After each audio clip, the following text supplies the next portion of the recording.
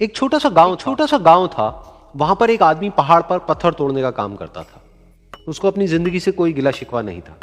पूरा दिन वो काम करता, मेहनत करता। दिन के एंड में जो थोड़ा बहुत पैसा मिलता वो जा करके अपने परिवार के साथ में थोड़ा सा टाइम स्पेंड करता और चैन से सो जाता। तो एक दिन रोज की तरह वो अपना काम खत्म करके अपने घर की तरफ जा रहा था। तो रास्ते में चलते चलते उसके मन में ख्याल आया कि ये भी कोई जिंदगी है कि सुबह से शाम तक मैं पत्थर तोड़ने का काम करता हूं और एंड में मेरे को थोड़े से पैसे मिलते हैं, जिसमें मुश्किल से मेरा और मेरे परिवार का गुजारा हो पाता है। काश कुछ ऐसा हो जाए कि कहीं से मुझे कोई ऐसी शक्ति मिल जाए कि जो भी मैं चाहता हूं वो सच हो जाए।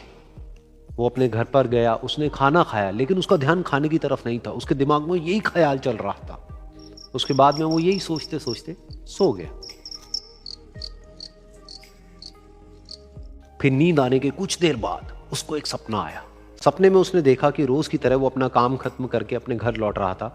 रास्ते में उसने एक बहुत ही बड़ा घर देखा और उसके मन में आया कि काश ये घर मेरा होता और मैं इसका मालिक होता। और उसके सोचते ही वो उस घर का मालिक बन गया। उसको यकीन ही नहीं हो रहा था कि जो उसने सोचा वो बन चुका है। लेकिन उसकी खुशी ज्यादा देर नहीं टिक पाई, क्योंकि उसको एकदम से एक शोर सुनाई दिया। उसने अपने घर के बाहर देखा कि एक बहुत बड़ी रैली निकल रही है, जिसमें बीचों बीच एक पॉलिटिशियन है जो ऐसे ऐसे हाथ हिला रहा है। और वहां पर जितने भी लोग खड़े थे सब उसके नाम के नारे लगा रहे थे, उसके आगे हाथ जोड़ करके खड़े थे। सब उसको देखने के लिए तड़प रहे थे। तब उसको यह एहसास हुआ कि मैं कितना छोटा हूं उसके आगे। और फिर उसके अंदर से एक ख्याल उठा कि काश मैं ये पॉलिटिशियन होता और मेरे पास भी इतनी ही पावर होती जितनी कि इसके पास में है। बस उसका इतना सा सोचने की देर थी, वो पॉलिटिशियन बन गया। उसकी खुशी का ठिकाना नहीं था, क्योंकि उसके आसपास में हजारों लोगों की भीड़ थी और सब उसको देखने के लिए तरस रहे थे, तड़प रहे थे। लेकिन उसकी ये खुशी भी ज्यादा देर नहीं टिक पाई। धूप बहुत ही तेज थी और उस पॉलिटिशियन को आदत नहीं थी इतनी गर्मी में रहने की। तो उस धूप की वजह से उसको चक्कर आ गए और वो बेहोश होकर के गिर गया। फिर उसको एहसास हुआ कि ये पॉलिटिशियन सबसे ताकतवर नहीं है, ये जो सूरज है ये सबसे ताकतवर है। और उसके मन में आया कि काश मैं ये सूरज बन जाऊं तो मेरे आगे कोई नहीं टिक पाएगा। और उसका इतना सा सोचने की देर थी और वो सूरज बन गया।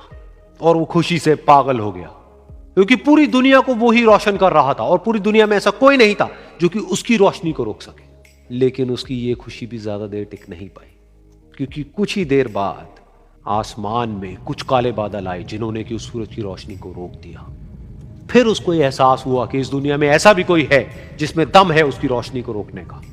और उसके मन में एक ख्याल उठा कि काश मैं वो बादल बन जाऊं। और वो बादल बन गया और आसमान में उड़ने लगा। उसको ऐसा लगा कि मैं आसमान में उड़ रहा हूं और अब मैं जहां चाहे वहां जा सकता हूं। लेकिन कुछ देर बाद वहां पर एक बहुत तेज हवा का झोंका आया जो कि उन बादलों को उड़ा करके ले गया। और फिर उसे ये समझ आया कि ये जो बादल हैं वो सूरज की रोशनी को तो रोक सकते हैं लेकिन हवा को नहीं रोक सकते। ये हवा उनको बहा करके ले जाती है। फिर उसके मन में आया कि काश मैं ये हवा बन जाऊं। और वो हवा बन गया। हवा बनने के बाद में उसको अपने अंदर एक अलग ही ऊर्जा का अनुभव हुआ।